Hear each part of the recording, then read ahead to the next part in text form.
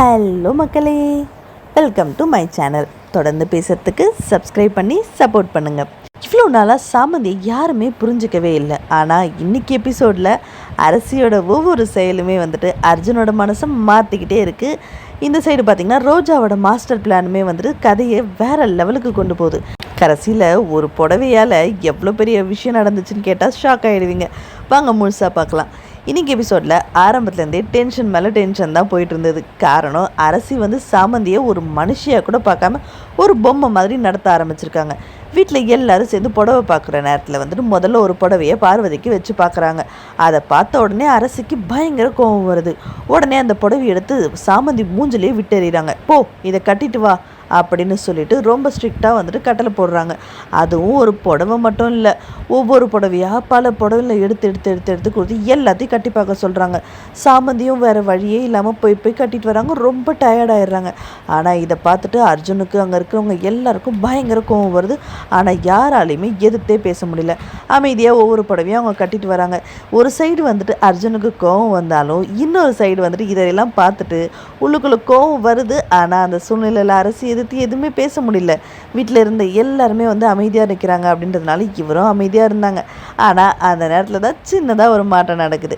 சாமந்தி ஒரு புடவையில் வரும்போதும் அவங்க அழகை அர்ஜுன் ரசிக்க ஆரம்பிக்கிறாரு. முதல்ல பரிதாபமாக பார்த்த மனசு கொஞ்சம் கொஞ்சமாக காதல் பக்கம் சாய ஆரம்பிக்குது. இதுதான் இனிமேல் இவங்களுக்குள்ள லவ் அட்ராக்ட் ஆரம்பிக்க போகுது அப்படின்றதுக்கு ஒரு சிக்னல். அவர் என்ன பண்ணுறாரு, அதெல்லாம் ஒரு ஃபோட்டோ எடுத்து வைக்கிறாரு, சாமந்திக்கிட்ட காட்டலான்னு சொல்லிட்டு. ஆனால் அதை அவங்க அம்மா பார்த்துட்டாங்க அப்படின்னா அதை விட பெரிய ட்விஸ்ட்டாக மாறிடும். அதுக்கப்புறம் அரசி இன்னும் ஒரு படி மேலே போய் வேலைக்காரி கட்டுற மாதிரி சாதாரண புடவெல்லாம் எனக்கு வேணாம், எனக்கு மேட் ஃபார் தமிழரசி மாதிரி இருக்கணும், எனக்காக ஸ்பெஷலாக ரெடி பண்ணணும் அப்படின்னு சொல்லிட்டு ரொம்ப அதிகாரமாக பேசுகிறாங்க. அந்த வார்த்தையை கேட்டதும் அங்கே இருந்து எல்லாருக்குமே ஷாக் ஆகுறாங்க. யாருமே எதிர்த்து பேச முடியாத சுச்சுவேஷன். அதுக்கப்புறம் துணி எடுக்க வெளியே போனதுக்கப்புறம் அந்த நேரத்தில் தான் அர்ஜுனோட அப்பா யாருக்குமே தெரியாமல் நைஸாக பார்வதிக்காக தனியாக ஒரு புடவை எடுத்து வைக்கிறாரு. ஏன் அப்படி பண்ணுறாரு, அதுக்கு பின்னாடி என்ன காரணம் இருக்குது, அதை இன்னும் பெரிய ரகசியமாக வச்சுருக்காங்க. அடுத்த ட்விஸ்ட்டு அடுத்த எபிசோடில் அந்த ட்விஸ்ட் என்னன்னு நான் உங்களுக்கு சொல்கிறேன். இதே நேரத்தில் இன்னொரு பக்கம் ரோஜாவோட மாஸ்டர் பிளான் சூப்பராக ஒர்க் அவுட் ஆக ஆரம்பிச்சிருக்கு. அதோட கம்பெனிக்குள்ளே வேலை வாங்கணும், அந்த குடும்பத்துக்குள்ளே நுழையும் அப்படின்றது தான் ரோஜாவோட நோக்கம். அதுக்காக ஏற்கனவே ஒரு காஃபி மீட்டப் முடித்தாங்க. அடுத்த ஸ்டெப்பாக கம்பெனிக்குள்ளே என்ட்ரி கொடுக்கணும்னு சொல்லிட்டு அங்கே வேலைக்கு அப்ளை பண்ணுறாங்க. ஸோ இன்டர்வியூ நடக்குது. இன்டர்வியூ ப்ராசஸில் ரோஜா அங்கே இருக்கிறவங்களே ஒரு மாதிரி தன்னை அழகாக காட்டிக்கணும்னு சொல்லிட்டு ரொம்ப எலகண்ட்டான ட்ரெஸ் எல்லாம் போட்டுட்டு உட்காடுறாங்க. ஸோ அதுவுமே இவங்கள தான் செலக்ட் பண்ணுறாரு. ஆல்ரெடி தெரிஞ்சவங்க வேறு, பணக்காரங்க வேறு, ரொம்ப ஆட்டிடியூடாக வேறு இருக்காங்க அப்படின்னு சொல்லிட்டு இவங்கள செலக்ட் பண்ணுறாரு. ஆக்சுவலி அதுக்கு பின்னாடி என்னென்னா, ரோஜாவுக்கு அரசியை பற்றி நல்லா தெரியும். ஒரு ஏழை பொண்ணு, ஒரு பரிதாபமான பொண்ணு ரோஜா இருந்தால் அவங்களுக்கு பிடிக்காது. அதே ஒரு ஆட்டிடியூடாக இருந்தாங்க அப்படின்னா கண்டிப்பாக அவங்களுக்கு பிடிக்கும் அப்படின்னு நினச்சிட்டு அவங்கள தன்னைத்தானே அந்த மாதிரி மாற்றிக்கிறாங்க. ஸோ அந்த இடத்துல பார்த்திங்கன்னா அவங்களுக்கு அந்த இடத்துல இன்டர்வியூவில் வேலை கிடச்சிடுது. உடனே ஆஃபீஸில் ஜாயின் பண்ணிடுறாங்க. அப்போ ஒரு பெரிய ப்ராஜெக்ட் கம்பெனிக்கு கிடைக்கிற மாதிரி இருக்குது. ஸோ அது கிடைக்கிறதுக்கு ரோஜா நிறைய ஸ்டெப் எடுத்து அந்த ப்ராஜெக்டை வாங்குறாங்க.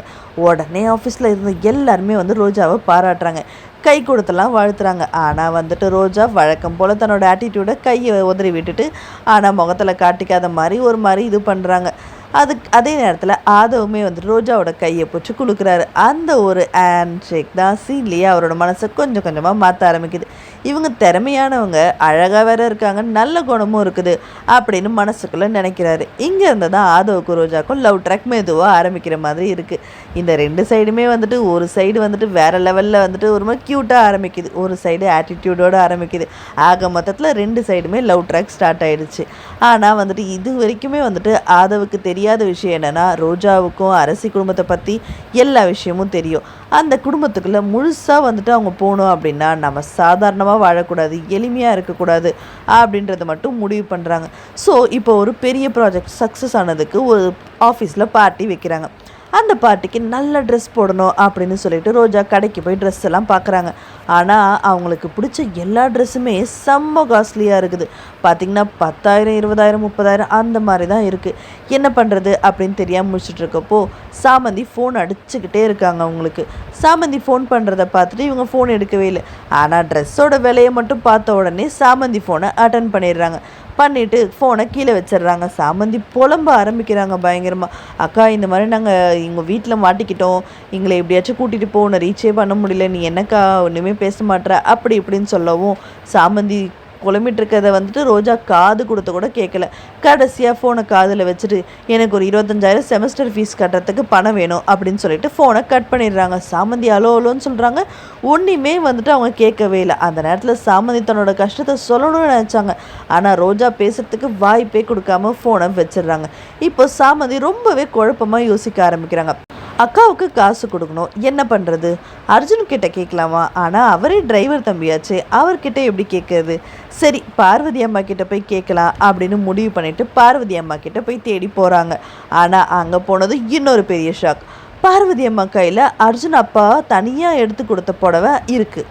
அதை பார்த்த சாமந்தி செம்ம ஷாக்கிங்காக நிற்கிறாங்க. இந்த புடவை எப்படி இங்கே வந்துச்சு, இது எப்படி உங்கள் கைக்கு வந்தது அப்படின்னு மனசுக்குள்ளே நிறைய கொஸ்டின் வருது. ஏன்னா அந்த புடவையை வச்சு பார்க்கும் பொழுது வந்துட்டு தமிழரசி அதை வேண்டான்னு தூக்கி போட்டாங்க. யாருமே அங்கே புடவை எடுக்கலை. ஆனால் இந்த புடவை எப்படி இவங்க கையில் வந்ததுன்னு சொல்லிட்டு போய் அவங்கக்கிட்ட கேட்குறாங்க. இது வந்துட்டு அவங்க பதில் சொல்லாமல் ஒரு மாதிரி முழிச்சு நிற்கிறாங்க. அப்போ வந்துட்டு இந்த மாதிரி சார் தான் எடுத்து கொடுத்தாரு அப்படின்னு சொன்னோன்னே அவர் ஏன் உங்களுக்கு புடவை எடுத்து கொடுக்கணும் அப்படின்னு சொல்லி கேட்குறாங்க. அது வந்துட்டு அப்படின்னு சொல்லிட்டு அமைதியாக இருக்காங்க அந்த இடத்துல. ஆனால் அவங்க எந்த பதிலுமே சொல்லலை. சாமந்தி வந்துட்டு இப்போ என்ன பண்ணுறது, எப்படி இதை தெரிஞ்சுக்கிறது அப்படின்னு ஒரு பக்கம் என்ன இருந்தாலும் எப்படி இப்போ நம்ம பணத்தை ஏற்பாடு பண்ணுறது? அக்கா வேறு செமஸ்டர் ஃபீஸ் வேறு கட்டணும்னு சொல்லியிருக்கா, அவளுக்கு ஃபீஸ் வேறு ஏற்பாடு பண்ணணுமே, என்ன பண்ணுறது ரொம்பவே யோசிச்சுட்ருக்குறாங்க. ஒரு மாதிரி குழப்பத்திலேயே இருக்கிறாங்க.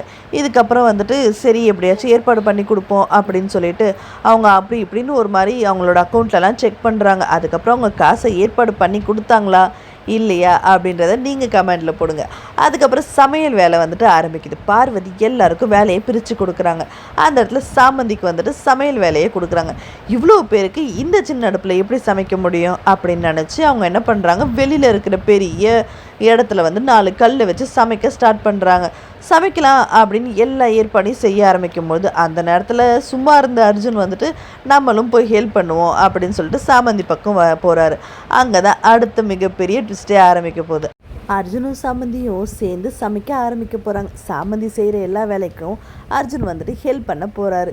ஸோ அந்த வழியாக வந்துட்டு தமிழரசி வந்துட்டுருக்காங்க காரில் வந்துட்டு காரை ஸ்டாப் பண்ணும்போது அர்ஜுனை பார்த்துடுறாங்க. ஆனால் இன்னும் அவங்க சாமந்தியை பார்க்கல. அர்ஜுனை பார்த்துட்டு அதுக்கே ஷாக் ஆகி நிற்கிறாங்க. எதுக்கு இவன் இந்த வேலை செஞ்சிட்ருக்கான் அப்படின்னு சொல்லிட்டு கோவமாக காரை விட்டு இறங்குறாங்க. ஆனால் அந்த மண் அவங்களுக்கு பிடிக்காதுன்றதுனால அவங்க நேராக உள்ளே போயிடுறாங்க. உள்ளே போனதுனால என்னவோ தெரியல, சாமந்தியை பார்க்காமலே போயிட்டாங்க.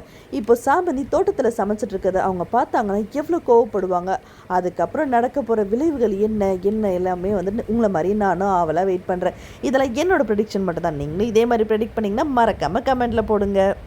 என்னோட வீடியோ உங்களுக்கு பிடிச்சிருந்ததுன்னா லைக் பண்ணுங்கள், மறக்காமல் சப்ஸ்கிரைப் பண்ணுங்கள். தொடர்ந்து பேசலாம். தேங்க்ஸ் ஃபார் வாட்சிங்.